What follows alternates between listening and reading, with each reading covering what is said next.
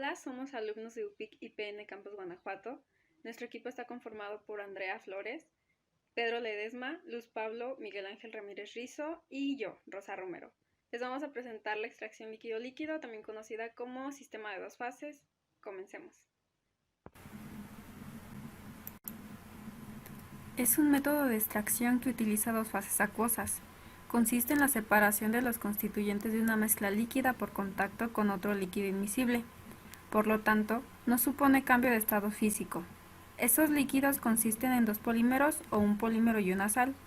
Si los componentes de la mezcla original se distribuyen de forma diferenciada entre las dos fases líquidas, se produce un cierto grado de separación que puede acentuarse por la combinación de etapas múltiples, tal como ocurre en las operaciones como destilación y absorción. Las características que hay que tomar en cuenta para la selección del disolvente son el coeficiente de distribución, que este puede ayudarnos a saber cuál es la menor cantidad de disolvente para llevar a cabo la extracción, selectividad, insolubilidad del solvente, recuperación, densidad, tensión interfacial, reactividad y corrosividad, y viscosidad, presión de vapor, inflamabilidad, temperatura de congelación, coste y toxicidad. Desde el punto de vista cuantitativo de la termodinámica química, la extracción es muy sencilla y formalmente es análogo al caso de equilibrio químico. En el equilibrio, el potencial químico del soluto es el mismo en ambas fases y la relación de actividades en cada fase nos da la constante de equilibrio, más conocida como coeficiente de actividad. En la práctica se aproxima el coeficiente de actividad como un coeficiente de concentraciones. Los principales campos de aplicación de la extracción son los siguientes. 1. Como sustituto de la destilación o evaporación cuando las sustancias por separar son químicamente diferentes. Y 2. Para separaciones que no son fáciles o posibles por otras técnicas. Un ejemplo de ello es la obtención de antibióticos como la penicilina, que se obtienen de mezclas tan complejas que su separación solo es posible por extracción. Bueno, y empezamos con los objetivos. Tenemos objetivo general, que sería analizar los sistemas acuosos de dos fases, eh, qué factores los afectan, así como la aplicación que tiene el campo de la biotecnología para optimizar mediante diseño de experimentos. Bueno, los particulares sería observar la instrumentación utilizada para el análisis de ATP, analizar cómo influye o qué cambios existen en el sistema si se alteran los factores y determinar cuál sal, polímero o polímero sería el más apto para bueno, más apto comparando todos los estudios. Y bueno, empezamos primero con lo que es sistemas acuosos de dos fases. Bueno, primero, esto fue establecido por primera vez por Albertson. Tenemos algunas ventajas, que sería primero que es simple y benigna técnica. Bueno, esta tiene presencia en más del 80% de, de agua en ambas fases, separación rápida con poca desnaturalización, transferencia de masa más rápida y fácil ampliar. Tenemos algunos campos que se aplican para la biotecnología, que sería recuperación de proteínas, recuperación de enzimas, biofármacos, fermentación extractiva. Y bueno, también tenemos esta parte que sería los tipos de ATPS, que son dos: polímero y polímero sal, que era lo que ya habíamos comentado. Bueno, y por ejemplo están polietilenglicol dextrano, que sería polímero, y polímero sal sería polietilenglicol fosfato. En la siguiente, bueno, selección de ATPS. Primero, en esta parte depende el tipo de biomoléculas y la consideración económica. Por los altos costos y la viscosidad, en este caso se prefiere más polímero sal. Sí, se prefiere más polímero sal que polímero. Ahorita vamos a ver las formas de por qué. Y bueno, pues sí, primero es la mayor diferencia de densidad, mayor selectividad, menor viscosidad y menor costo. Es por esto que pues se utiliza más polímero sal.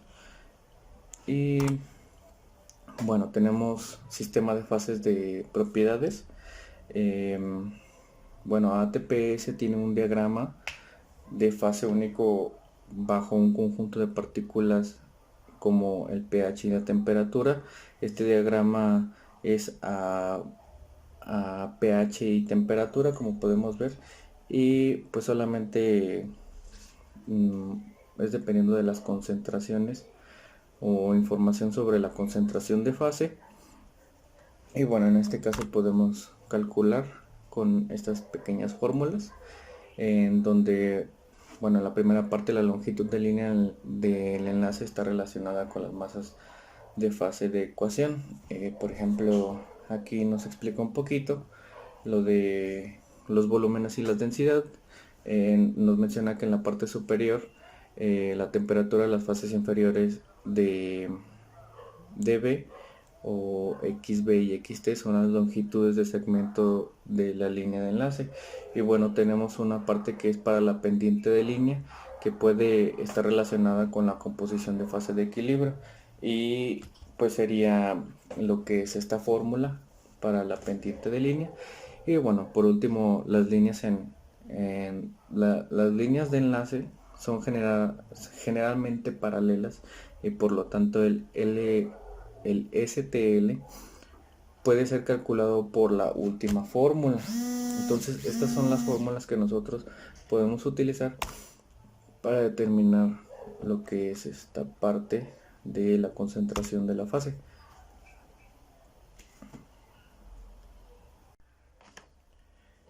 Y bueno, después vamos con la correlación para la curva binomial en líneas de unión. Bueno, para detener la participación de biomoléculas se debe conocer la composición de las dos fases. Esta tablita que tenemos aquí nos enseña pues las correlaciones, las ATPS y las referencias de cada una de estas. Y bueno, al último tenemos la ecuación de Otmer-Tobias. Y bueno, por último la extracción de lotes. Bueno, en este caso la recuperación y la concentración de productos de rendimiento son superiores al 90% que puede ser logrado. Se puede realizar extracciones repetidas en una cadena o cascadas de unidades de concentración y separación. Y por último, el líquido se divide en dos fases, cada una de las cuales contiene más del 80% de agua. Bueno, y como tal, pues como habíamos mencionado, pues se prefiere lo que es polímero sal por esta parte, y además porque en esta parte nos menciona que además de lo que había mencionado de la mayor selectividad, mayor viscosidad y todo eso, es que relativamente tiene gotas de mayor tamaño.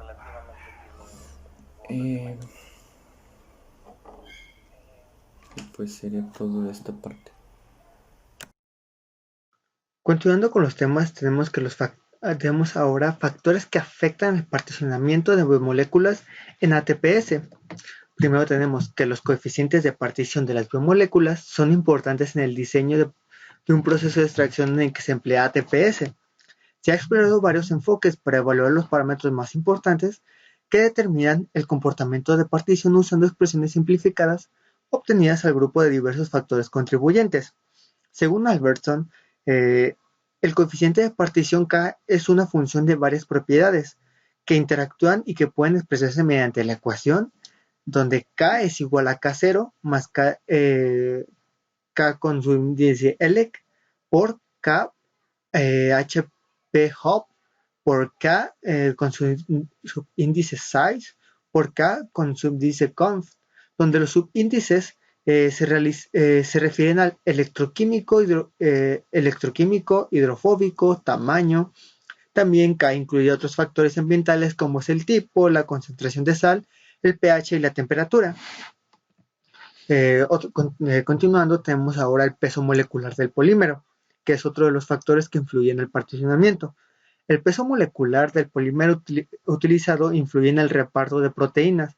Cuando mayor es el peso molecular del polímero, menor es la concentración de polímero requerida para la separación de fases.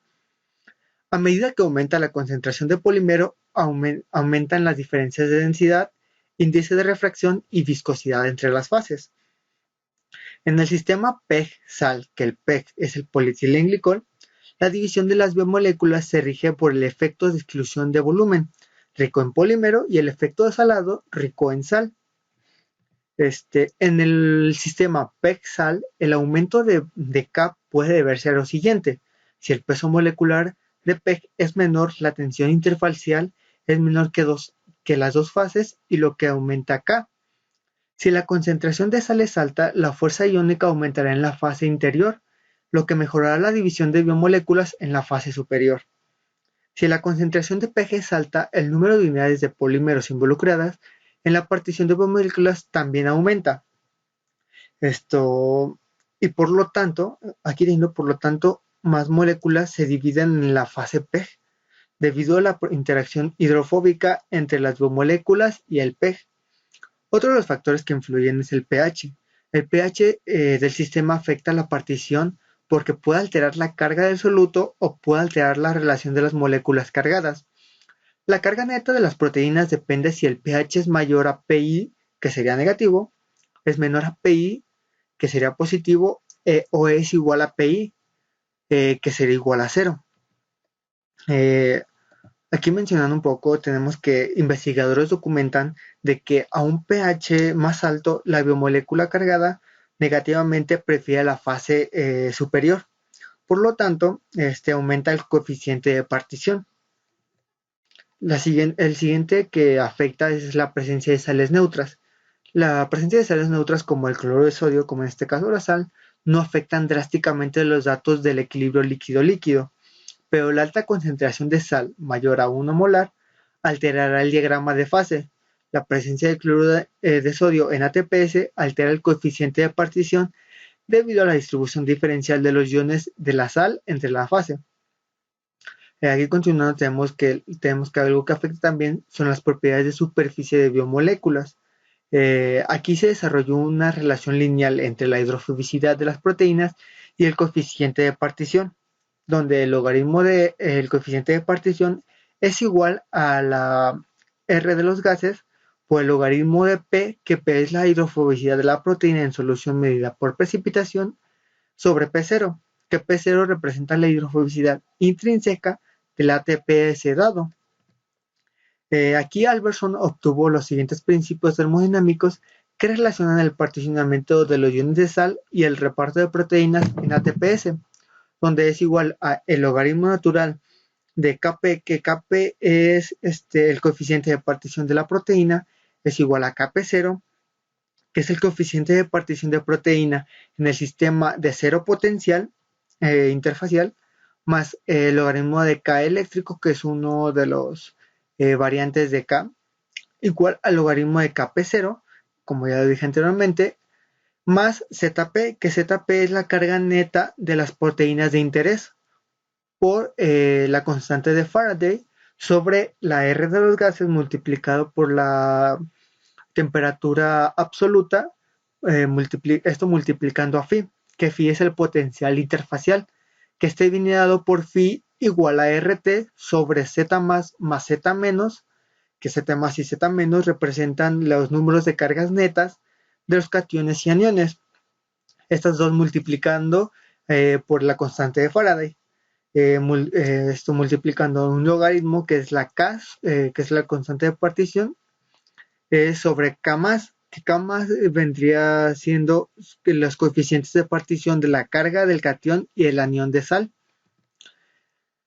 Continuamos con el siguiente subtema, que sería la instrumentación para la ATPase. Aquí la construcción de curvas binodal, la determinación de la composición de la fase y las propiedades físicas de la fase acuosa de los ATP se puede obtener mediante el uso de series de herramientas analíticas sofisticadas que incluyen un ejemplo como la espectroscopía de disociación atómica y entre otras.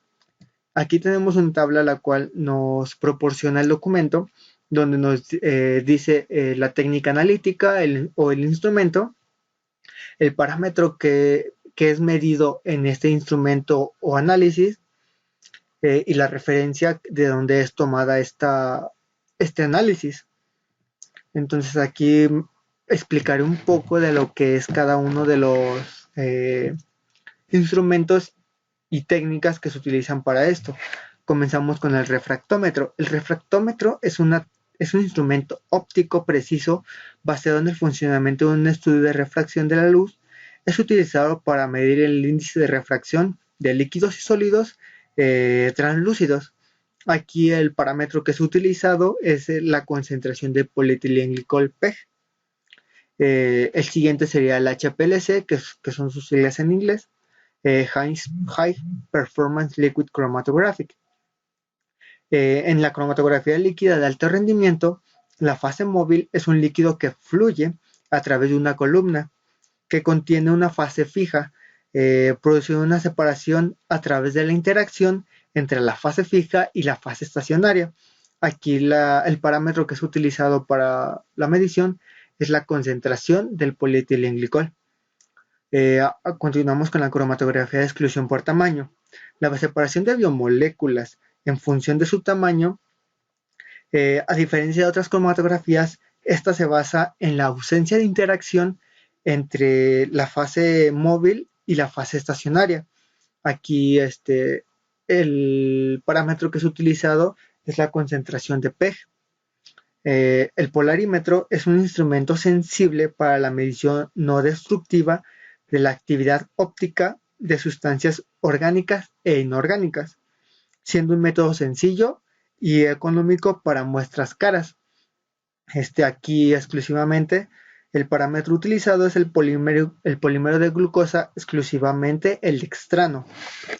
Entonces el siguiente sería el conductímetro. El conductímetro es un aparato el cual mide la resistencia eléctrica que ejerce un volumen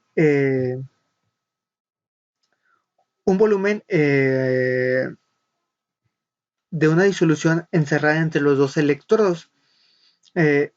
Aquí el parámetro que es medido es la concentración de sal. El siguiente sería el fotómetro de llama. El fotómetro de llama se utiliza para la determinación de elementos alcalinos y alcalino-térreos en soluciones acuosas y son una alternativa simple y económica frente a técnicas como la espectroscopía de absorción atómica.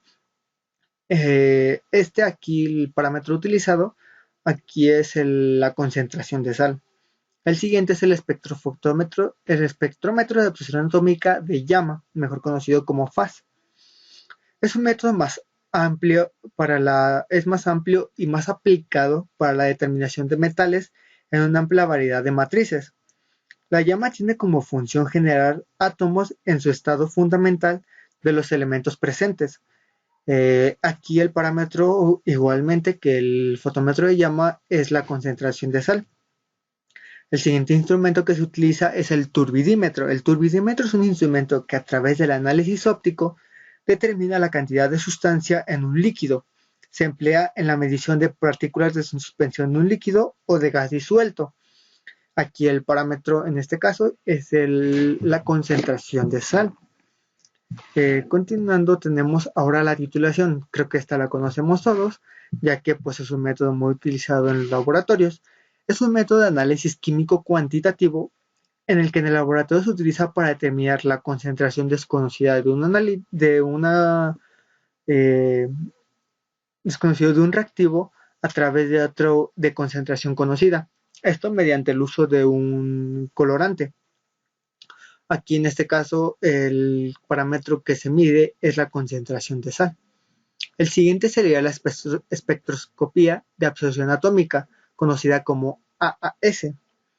Es un método analítico de campo de la espectrometría atómica. Cada elemento tiene un espectro característico y único, que es con lo que es medido y es con lo que en este caso el parámetro medido sería el de la sal, es el cloro de sodio.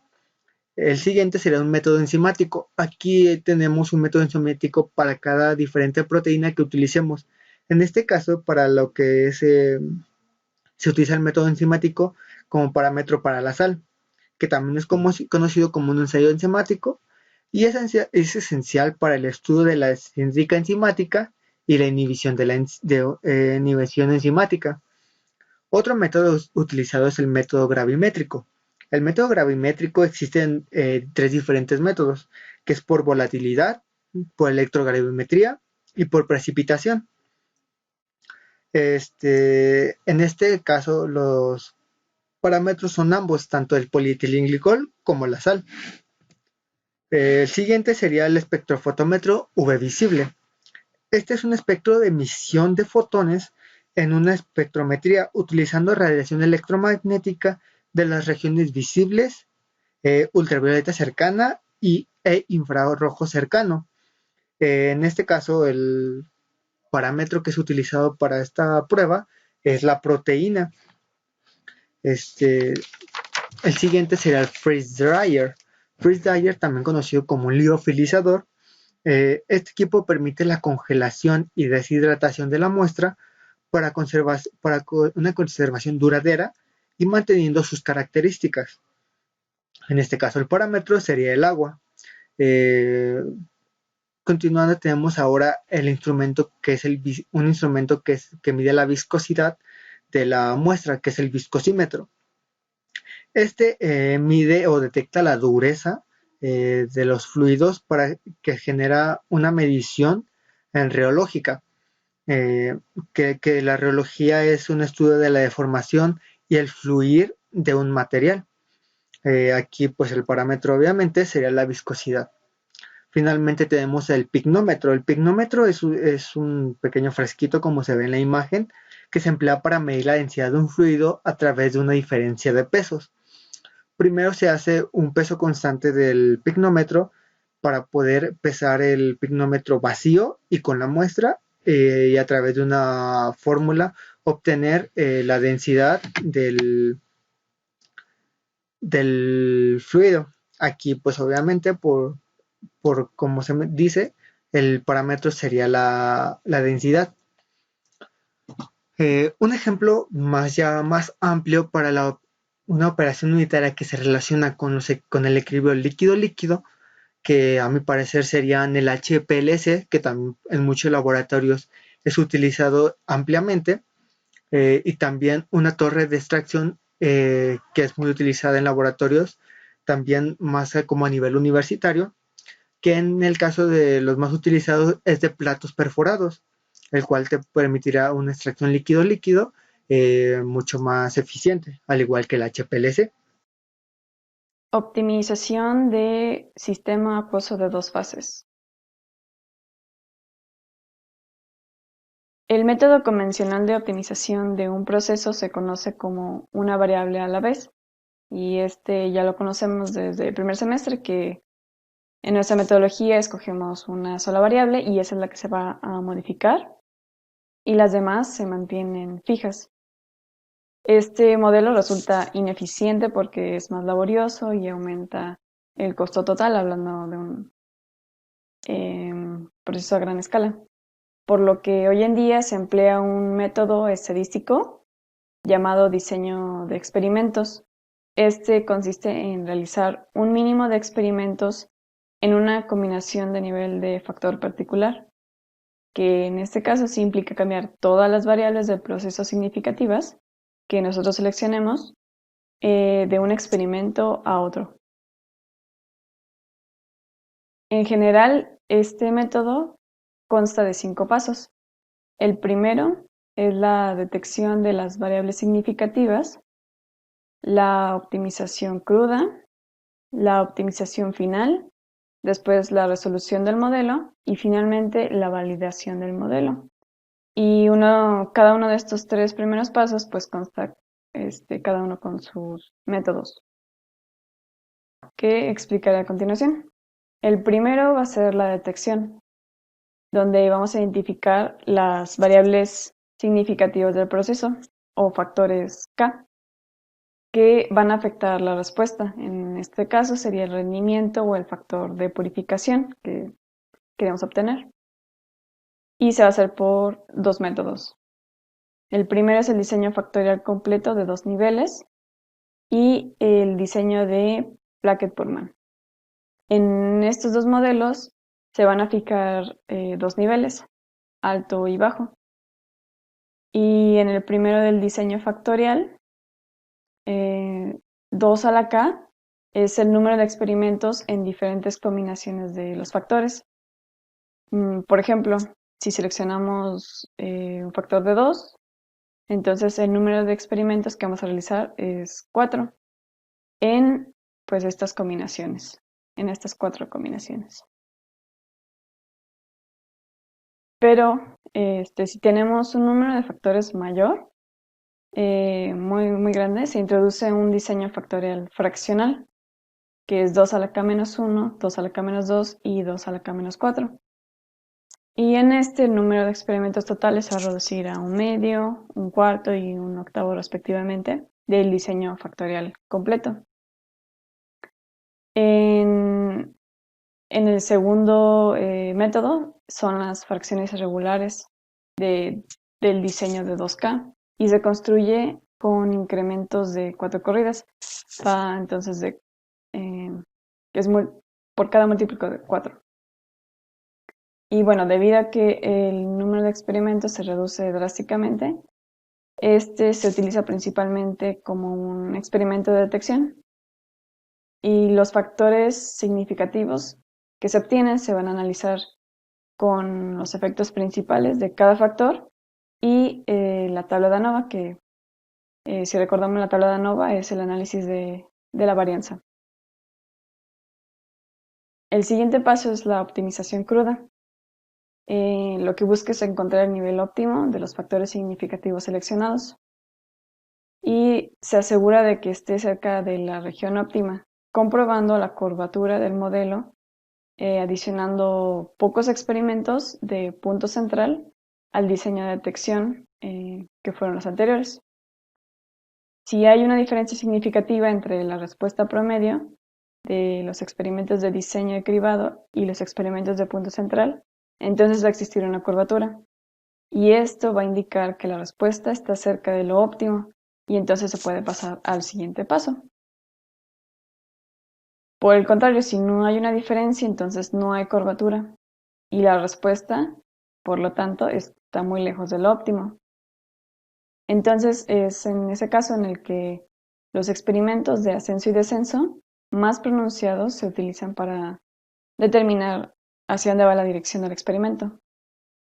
Estos experimentos deben iniciarse en el punto central de los factores de diseño significativos que se seleccionaron y los niveles de cada factor aumentan o disminuyen respecto a su magnitud del efecto principal.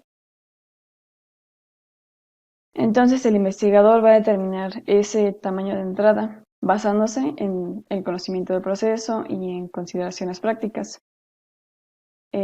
Todos estos experimentos se deben realizar hasta que ya no observe un aumento en la respuesta.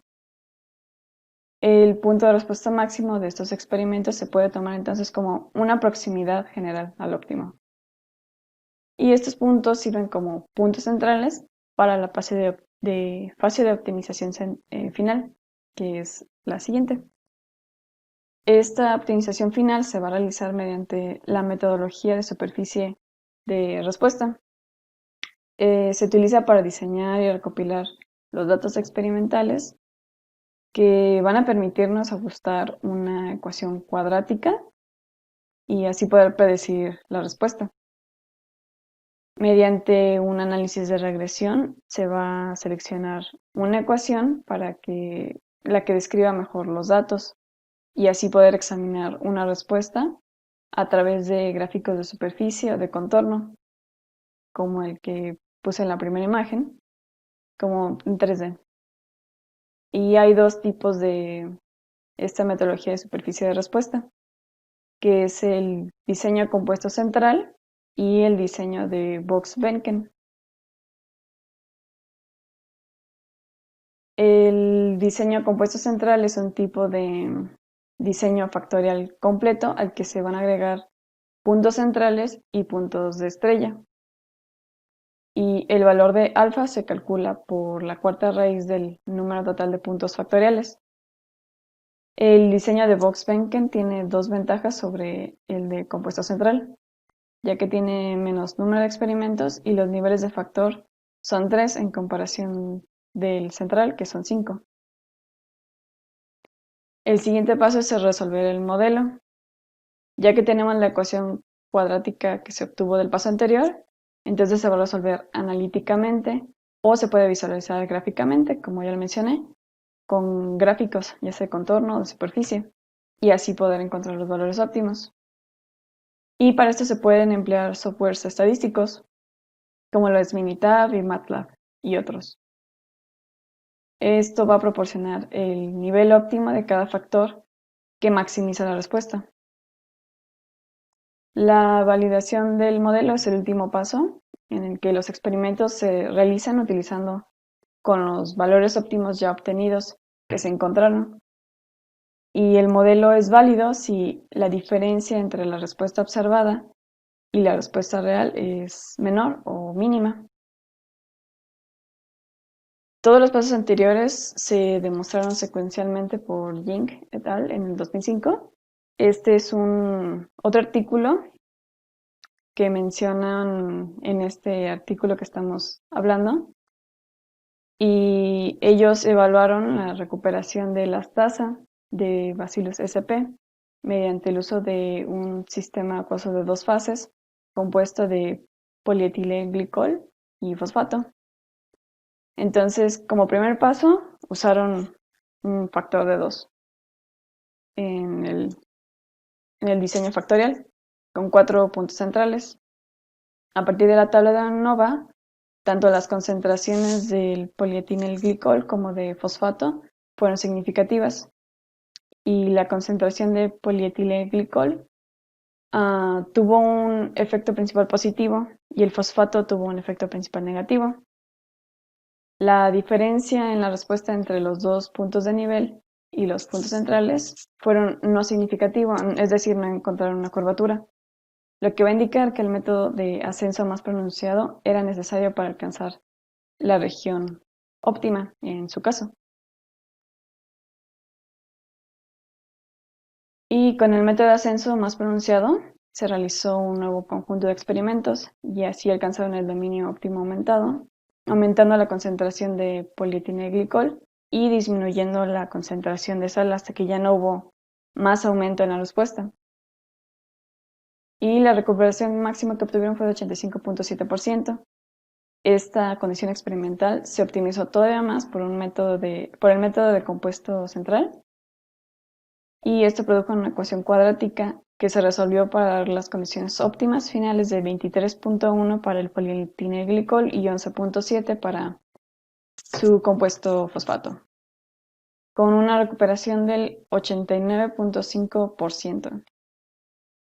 Y por último, validaron sus resultados realizando los experimentos con estas concentraciones de polietilenglicol y fosfato y obtuvieron una recuperación del 89.9% y la diferencia entre estos es de 0.4%. Entonces, estos resultados muestran que el modelo era ya el adecuado. La primera de las aplicaciones es la purificación de anticuerpos monoclonales. El sistema de dos fases se ha utilizado para la purificación parcial de anticuerpos monoclonales. Investigaciones han mostrado amplias perspectivas para su aplicación a gran escala como el primer paso en la purificación de anticuerpos monoclonales terapéuticos. Han optimizado el método de partición de inmunoglobulina G del ovario de hámster chino utilizando el sistema de polietilenglicol 6000 y fosfato mediante la metodología de la superficie de respuesta, permitiendo la recuperación de un 88% en la fase superior y un factor de recuperación de 4.3. En otro trabajo, un compuesto de polietilenglicol 3350 y citrato a un pH de 6 permitió la recuperación de inmunoglobulina G con un rendimiento del 97% y un 72% de pureza de proteínas. Fue posible obtener 100% de inmunoglobulina G pura con un 90% de rendimiento mediante el paso del pulido C. La segunda aplicación es la fermentación extractiva. Es una técnica que implica la combinación del sistema de dos fases como el primer paso para la eliminación de un producto de caldo de fermentación durante su producción. Investigadores descubrieron que el sistema polietilenglicol fosfato no era el adecuado para la extracción de betacaroteno y luteína, puesto que la sal inhibía el crecimiento celular. Por lo tanto, al usar el sistema de polietilenglicol, Dextran, fue posible extraer el 95.9% de betacaroteno en la fase superior y 77.4% de luteína en la fase inferior. La aplicación número 3 es la extracción de membrana acoplada con sistema de dos fases. Esta combina la extracción de membrana con el sistema de dos fases y es conocida como MEMEX. La separación de fases aquí no es necesaria y se ha investigado esta tecnología para la extracción de albumina de suero, bovino y lisozima. Las extrajeron utilizando el sistema MEMEX, que consiste en un sistema de dos fases de polietilenglicol y fosfato, y un tensoactivo Twin 20, esto para aumentar el coeficiente de distribución y comenzar la extracción, y una membrana hidrófoba. Ya que esto no requiere la separación de fases, se puede operar como un proceso continuo y extracción de etapas múltiples. La cuarta aplicación es la flotación acuosa de dos fases ATPF. Esta es la combinación del sistema de dos fases y la sublación solvente. Esta técnica se ha utilizado para la separación de penicilina G del caldo de fermentación. La sublación del solvente es un método de técnica de separación de burbujas por absorción. En este método, los compuestos tensoactivos en fase acuosa se absorben en las superficies de burbuja de una corriente de gas ascendente. En el método ATPF, el compuesto activo de superficie se disuelve primero en una solución salina y luego se mezcla con polietilenglicol para formar el sistema de dos fases. Se pasa a una corriente de gas a través de este sistema que forma burbujas que flotan en la parte superior de la fase acuosa donde entran en contacto con la fase rica en polietilenglicol. Se han optimizado el pH de la solución, la concentración del sulfato de amonio, el polietilenglicol 1000, el tiempo de flotación y el flujo del gas nitrógeno. Se obtuvo una eficiencia de separación, relación de distribución y coeficiente de concentración de más del 95%. El método de flotación acuosa de dos fases mostró una mejor eficacia, operación simple, menor cantidad de solvente orgánico y mayor coeficiente de concentración en comparación con los métodos de sistema de dos fases y sublación de solvente por separado. En comparación con el sistema de dos fases, se necesita menor cantidad de polietilenglicol para la flotación acuosa de dos fases, por lo tanto,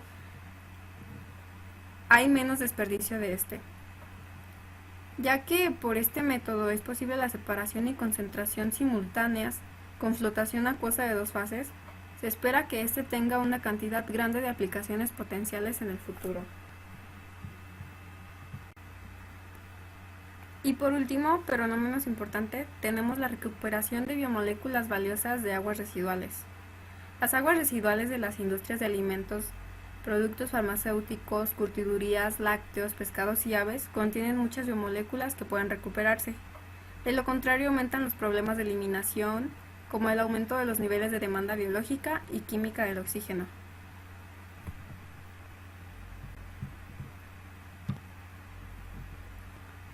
Hay investigaciones para la recuperación de proteínas de las aguas residuales en curtiduría, utilizando un sistema de dos fases compuesto por el 20.81% de polietilenglicol y 20.95% de sulfato de magnesio, cloruro de sodio al 1 molar y un pH del 8. Y se logró una recuperación del 82.68% en la fase superior. Otro estudio utilizó un sistema de dos fases de polietilenglicol y ácido poliacrílico para recuperar glucosaminocanos de las aguas residuales de la curtiduría. fue que a partir de este estudio se descubrieron que el sistema de polietilenglicol 4000 y ácido poliacrílico al 54.7%, con un pH de 8% y una temperatura de 20 grados centígrados, fue mejor y la recuperación fue aproximadamente del 91.5%. Debido a estas investigaciones, es evidente que el sistema de fases puede ser usado como un método de separación de biomoléculas de aguas residuales.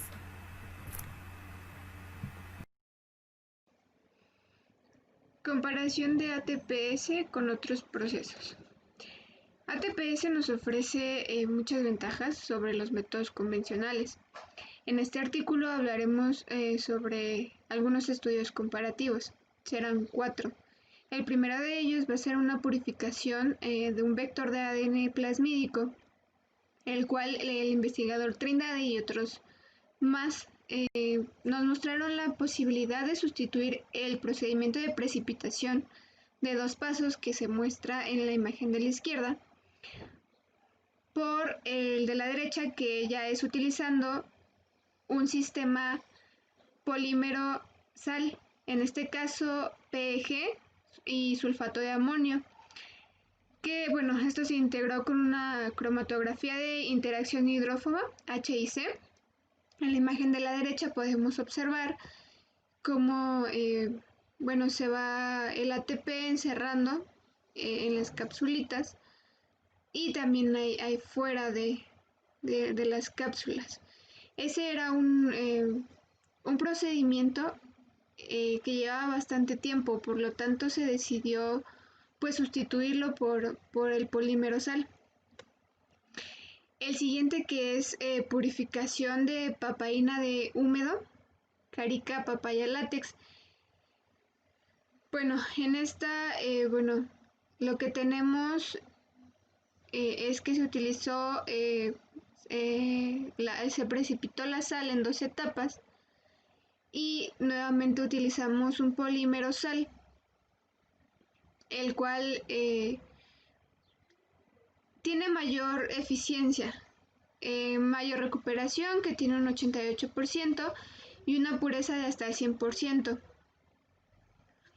Pero si utilizamos la precipitación, la recuperación era del 49% y la pureza era del 89%. Entonces se demuestra nuevamente que el polímero sal, el sistema polímero sal, es el más eficiente. El tercero va a ser el número de pasos de operación.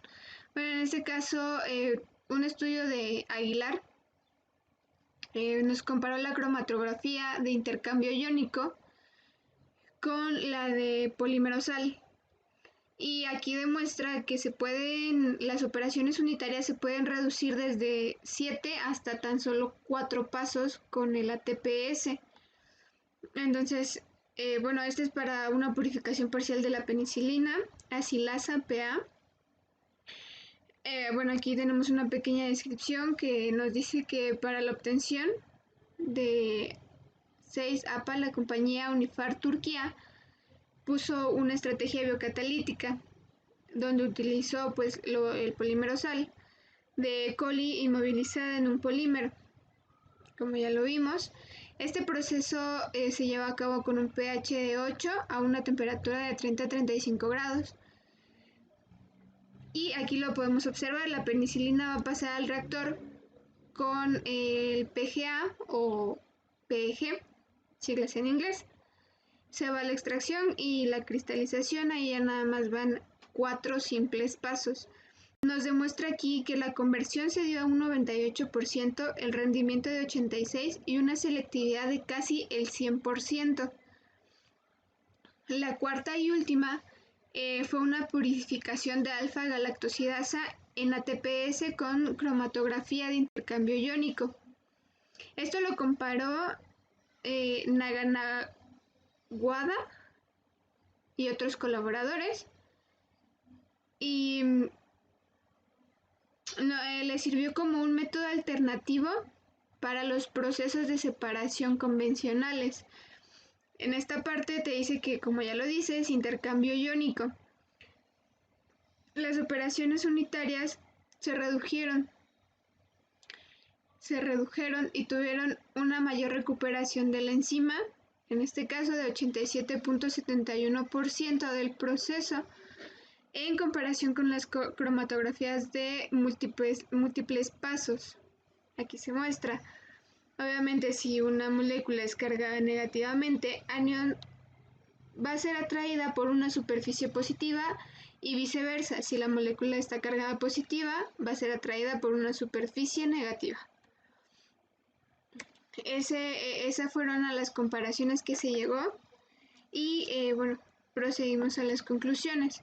En este caso, bueno, nosotros vamos a concluir que el sistema acuoso de dos fases ATPS es altamente eficiente, ya que se puede observar que en las comparaciones con los procesos alternativos o convencionales tienen un mejor rendimiento, como ya lo demostramos, de hasta el 100%, una conversión, selectividad y recuperación del producto, todas ellas basándose entre el 85 y el 100%. También nos demuestra que los procesos unitarios, como lo vimos en el ejemplo 3, me parece, bueno, se van a reducir de 7 a tan solo 4 pasos. También podemos decir que el mejor sistema es el de polímero sal, debido a que tiene menor costo, menor viscosidad, mayor tamaño relativo de las gotas, mayor selectividad y mayor diferencia en densidades. También los diseños experimentales estadísticos demostraron ser herramientas útiles para la optimización de los procesos. Y el mayor efecto sobre el particionamiento de las moléculas en ATPS se ve reflejado por el pH, debido a que puede alterar la carga del soluto o puede alterar la relación de las moléculas cargadas. Bueno, es todo lo que mis compañeros y yo concluimos. Y no sé si tengan alguna duda. Bueno, estas son las bibliografías y pues gracias por su atención. Si tienen alguna duda, pueden preguntar.